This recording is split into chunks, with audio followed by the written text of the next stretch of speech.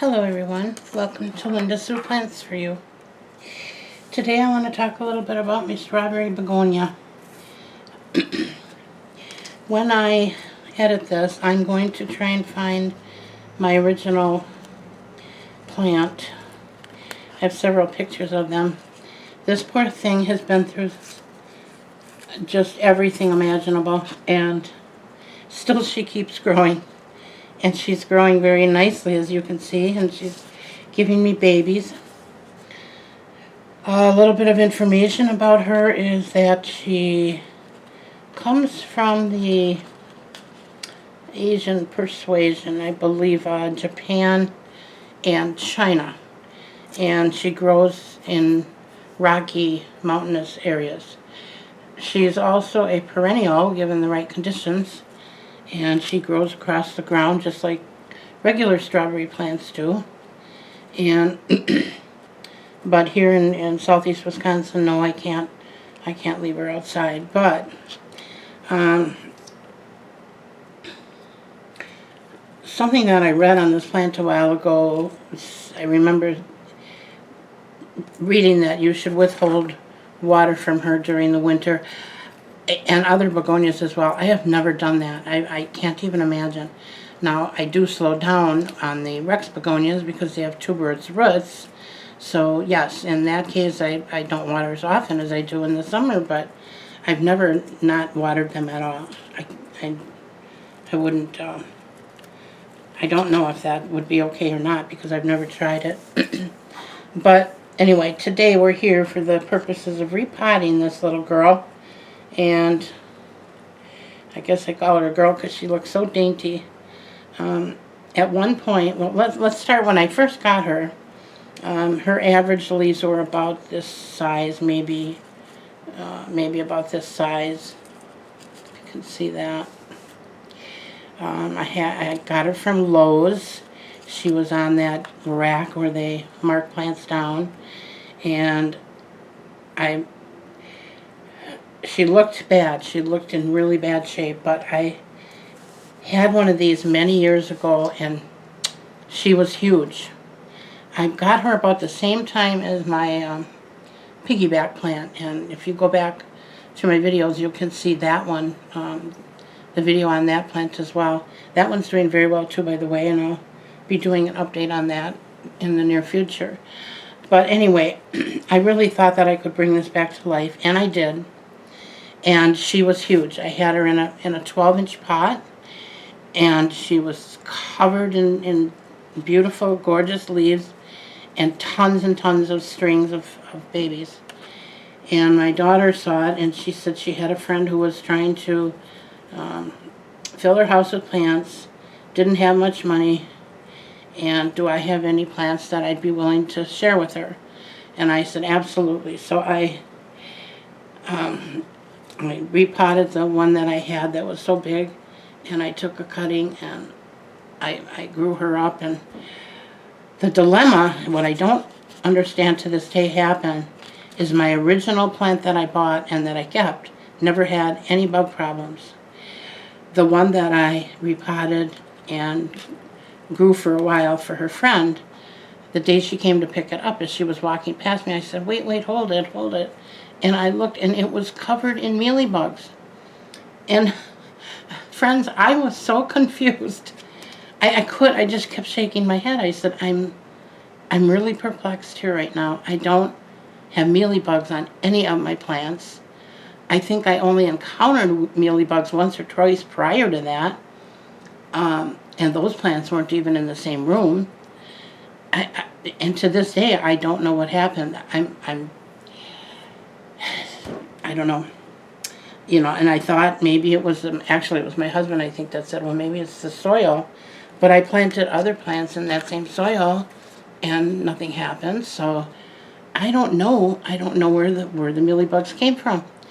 What I do know is it was a big, beautiful plant. My husband didn't want me to toss it. I said, honey, this thing is covered.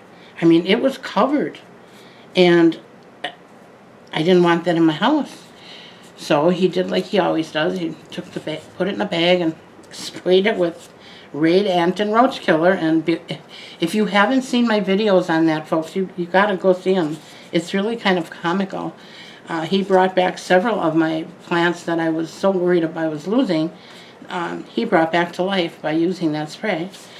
So it didn't hurt the plant, and I only let him do it because the next step was to send it to its grave, and I thought, well, what have I got to lose? So that's what happened there. And yes, it did. It killed a lot of them, but we worked on that for months, and they just kept reappearing. So I finally said, that's it. It's got to go. It's not worth the risk. And so it did eventually go to its grave. However, the mom, this part was still fairly good. Well, then I had another thing happen. I don't quite remember what that was, but I'm sure it's in my last one of my other videos, where she started to decline. She didn't have any visible insects or any pests of any kind, or fungus or anything. I did not know what was going on. And so I repotted her, because I had read that these plants do not like to be pot bound. So okay, maybe that's the problem. So I did. I repotted her, but she continued to decline. So at some point, I had a few pieces about this big left. And I cut them off, and I set them on in a tiny little 1.5 inch pot, and I kept it moist. And I really didn't expect it to do anything. I thought, no, she's done. She's done. But she came back to life. So little by little, she started growing and getting bigger and bigger until I ended up with her. And now I'm going to show you this, and you're going to see there's some damage under here. It's watering, lack of watering, which that happens to me frequently, and unfortunately it's not my fault, and it's nothing I can do about it. But I'm going to just take those off of there, and I don't think she's going to be any worse for wear. She's really doing very well. So we're going to just take those off. Oops, didn't mean to do that. Okay.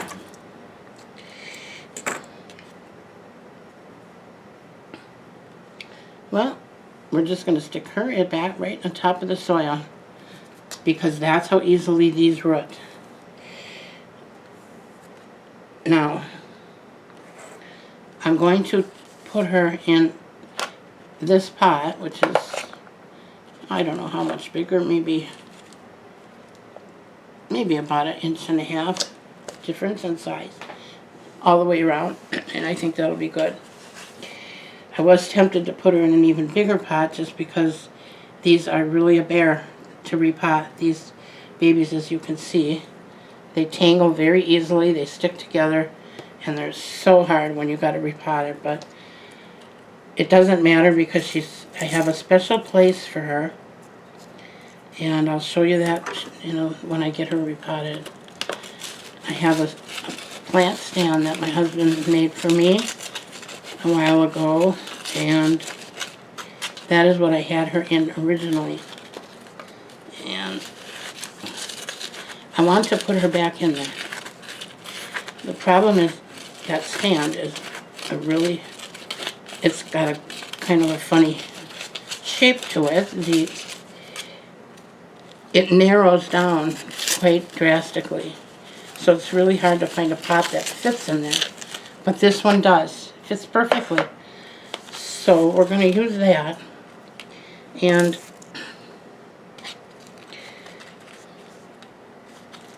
hopefully should be okay in there for a long time.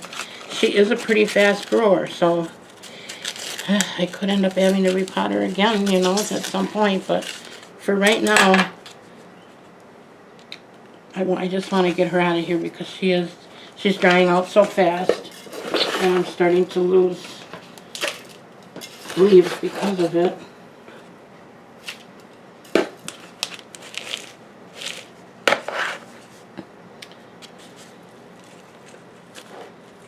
That should be good.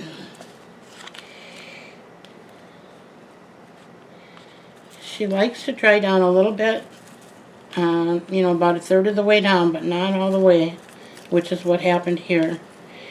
I had her in an east window, but I'm going to get her out of that window because I think it's just a little bit, might be a little bit too bright for her. Here's another piece.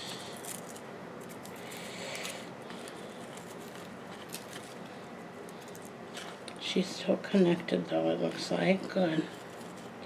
I'm just trying to get the little dried up pieces off of there. As you can see though, how she's spreading across the soil. Hopefully you can see that little baby. And that's what she does. Like I said, she makes a very good ground cover.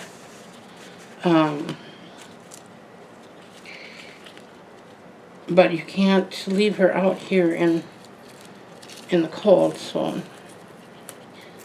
But if you live in a warm climate, you might want to try it.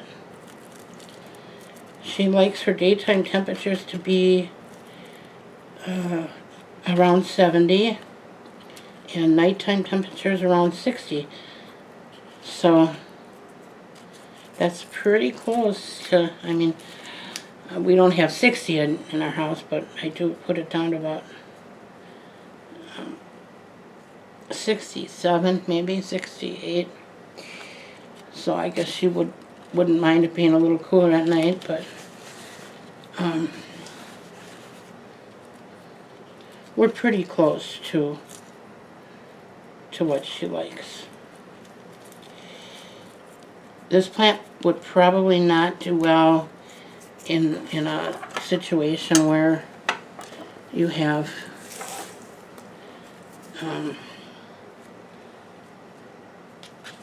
real warm temperatures and high humidity, although she does like humidity. My humidity is right around 50%. It runs between 50 and 60. It gets a little lower in the winter when the heat is running, and if it's very, very hot and humid outside, if I have my air up too high or too low or too much air, too cold, she doesn't like that either. So she's not a fussy plant, but she does have her things that she likes. Okay. Let's see if we can get her in here without any more casualties. And you know, if you have this plant and it's new to you, don't get frustrated when you repot her, because we all go through the, oops, that's not deep enough. We all go through the frustration of losing some of the tendrils that are cascading down, because they are so incredibly fine and easily broken.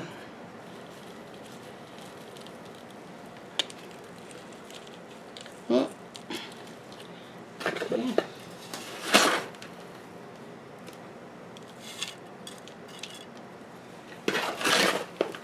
I'm going to put a little extra soil in here because my soil mixture is extremely dry and I don't want her to be too low in the pot, but I don't want her too high either, because then, as I've said a million times now, if it's too high, I tend to get water all over when I water my plants. We finally got some cooler temperatures, folks. I'm so grateful. It only got up to, I think, 77 today so far. And that's really that's about 20 degrees cooler than what it's been, so.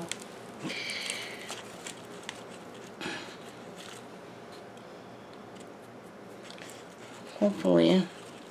Wow, that's going to be a lot of soil here. But that's okay.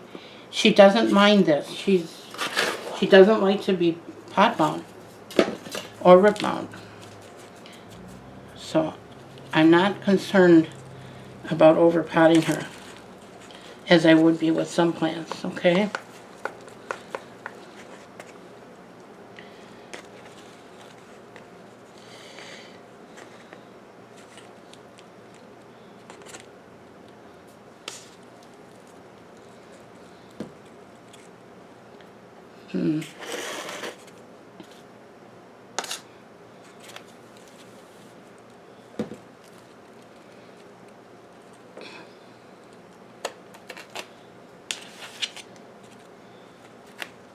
I think that's about right.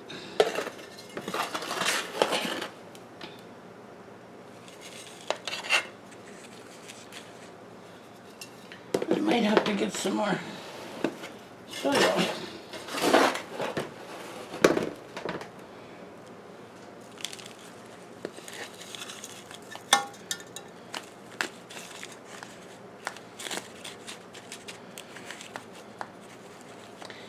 I know some people worry about getting water on the leaves of these plants.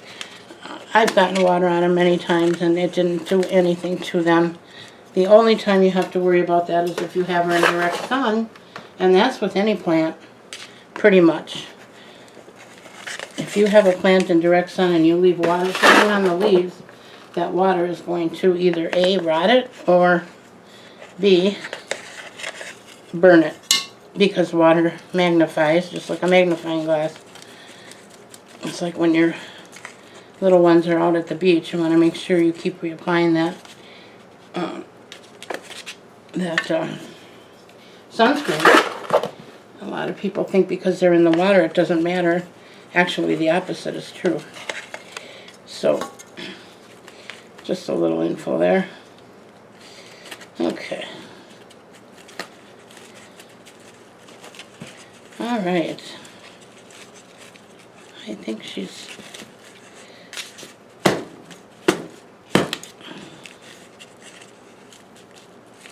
I think that's good.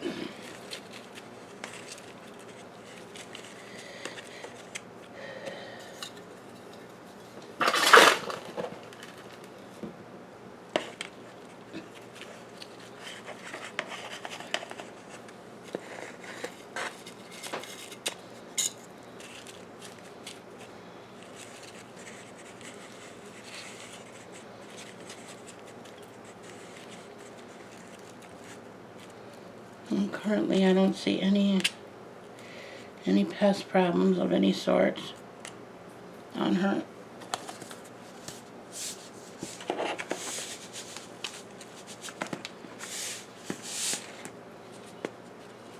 Putting in a little bit of bonide granules for houseplants, as I do with all of my plants when I repot them. And it's a habit that I've gotten into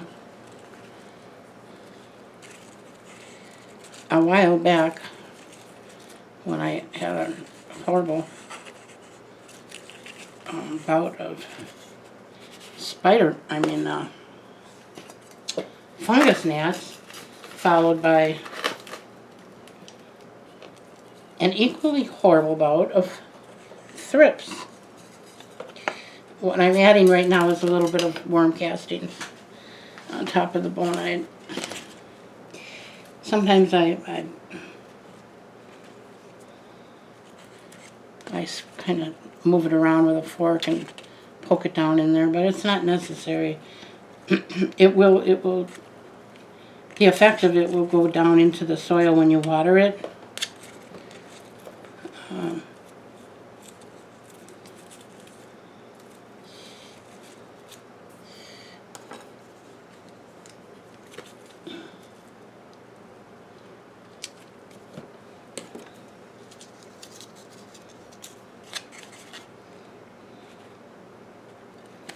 Okay.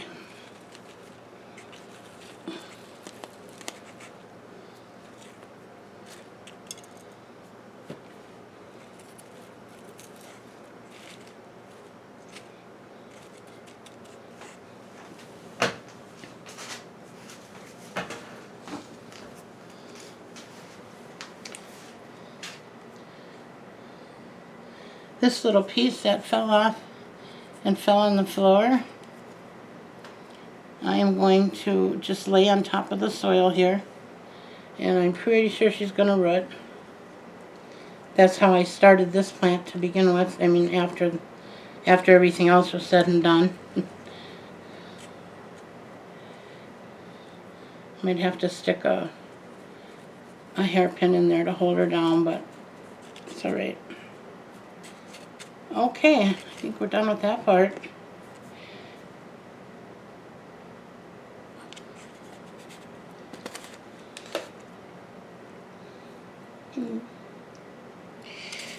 Trying to untangle her. And this, like I said, is not an easy thing to do, so there we go.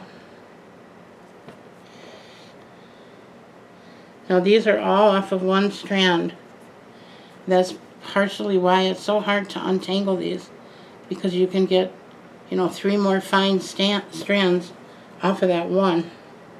So you never know which one you have a hold of when it's big and full and they're all together. So I'm not looking forward to that, but you know what?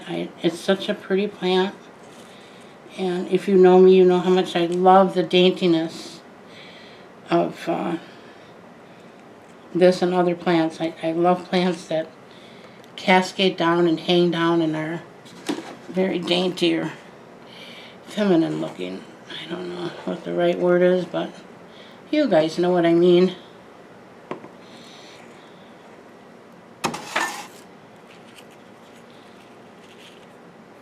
And try and get those leaves up out of the water, because they will rot if they stay wet for too long.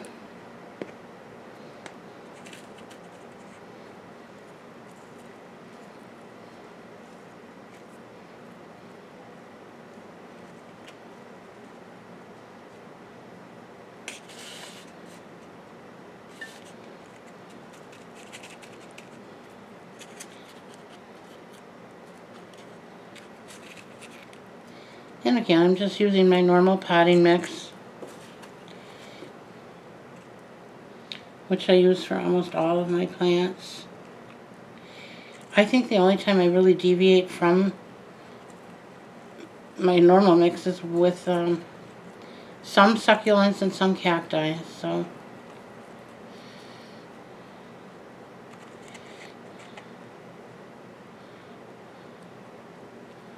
get that up out of the water.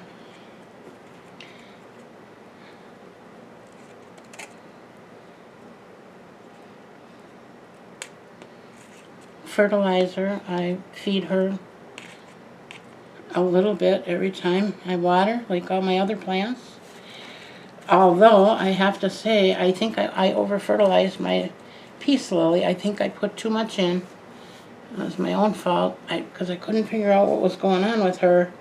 She started to have some yellowing leaves, and I knew it wasn't the watering issue. And I was like, what? What's happening here now? And when I went to pick up the jug, I realized it was a little darker blue than it should have been. And I think that's what I did, was over-fertilize. But I usually just use 1/4 of what it calls for. And it's a systemic fertilizer. It's not. It's a granule. It's a synthetic, I should say. And it's also made by Bonite. And as I said before, I'm not affiliated with this company in any way, shape, or form. I do not get anything for mentioning them as often as I do. I just really like their products, and I've been using them for years. So I don't want to, you know, what's that saying? If it ain't broke, don't fix it. I kind of like that analogy. Alright. I think she's probably good to go.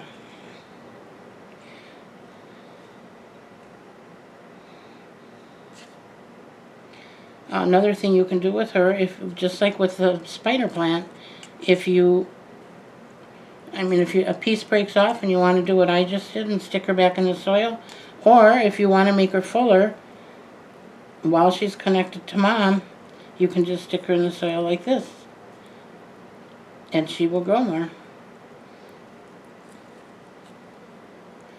I'm not going to do that at this time because I know that she's going to fill up this pot very quickly on her own. And like I said, I don't want to have to repot her anytime soon. So I'm going to leave Mother Nature do that. Leave all enough alone. Okay, that's pretty much it. I'm going to stick her in her, where she's going to live so you can see. And hope for the best. And like I said, I will try and find those earlier photos of her and insert them in the video, so we'll see.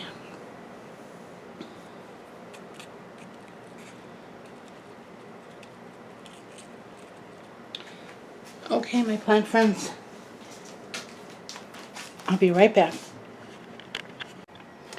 And there she is. This is where she's going to live for a while. Now you can see what I was talking about, what I meant by the narrowing bottom. It was really hard to find a pot that fit that. But I did, finally, and there's the top of it. This is the stand that my husband made for me. And then here are the babies hanging down.